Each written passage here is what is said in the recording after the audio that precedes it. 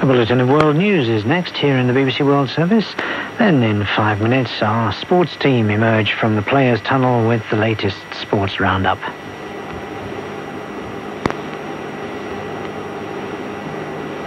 This is London.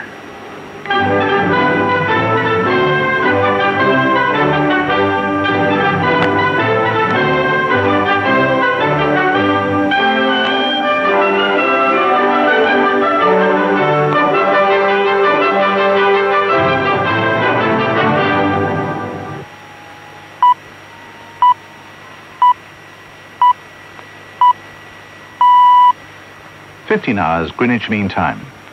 BBC World Service. The news read by Michael McLean.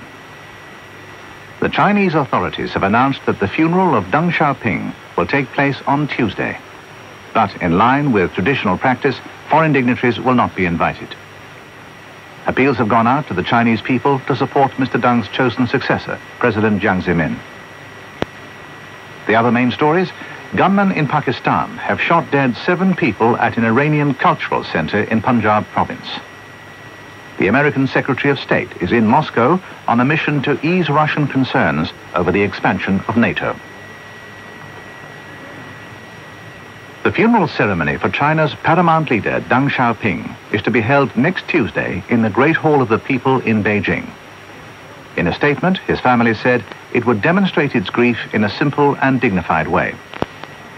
In a departure from tradition, there'll be no period of lying in state.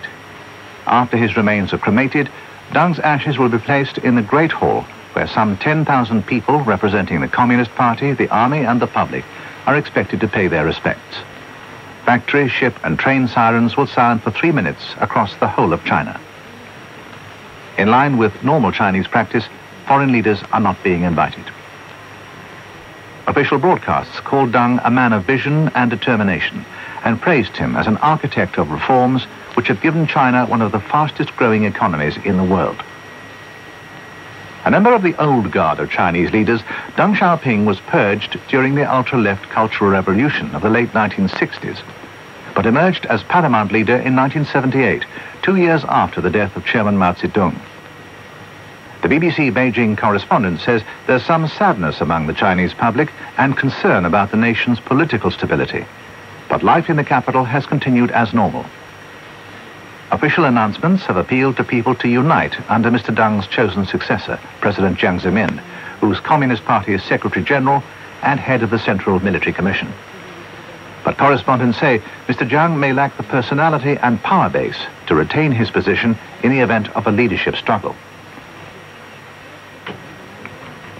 President Yeltsin has sent a telegram to the Chinese leadership expressing his condolences for the death of Deng Xiaoping. He described Mr. Deng as an outstanding statesman and politician and praised him for helping to create a trusting partnership between the two nations. The Russian parliament observed a minute's silence. The North Korean leader, Kim Jong-il, called Mr. Deng an intimate friend and comrade in arms of the Korean people.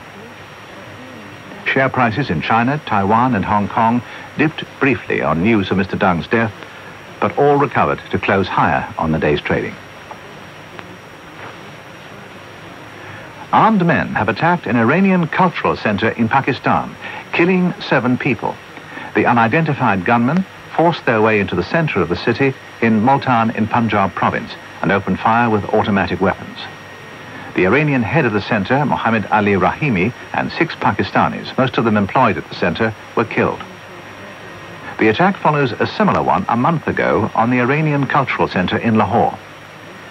Iran has accused a Sunni Muslim extremist group, Sipahi Sahaba, of being responsible. The Iranian ambassador has protested to the Pakistani government. Pakistani officials say a high-level inquiry has been ordered. The American Secretary of State, Madeleine Albright, has arrived in Moscow to discuss Russia's concerns about the proposed expansion of NATO into Eastern Europe. She's due to hold talks with the Prime Minister Viktor Chernomyrdin and Foreign Minister Evgeny Primakov before a scheduled meeting on Friday with President Yeltsin. She'll be the first senior American official to meet the Russian leader since he became seriously ill last year. Mrs. Albright has proposed a package of measures to ease Russia's fears about the proposed NATO expansion. As well as plans to create a joint Russian-NATO peacekeeping force, she says that NATO will offer to reduce its conventional military forces in Europe. The government of South Africa has begun a series of meetings aimed at bringing the two sides in the Zairian conflict together. A spokesman for President Mandela confirmed that discussions had begun but gave no further details. Reports say that an envoy of the Zairian rebel leader Laurent Kabila and a Zairian government official are already in Cape Town. But the Zairian government has denied involvement, saying it will continue its fight against the rebels who've seized a number of towns on Zaire's eastern border. And that's the end of the news.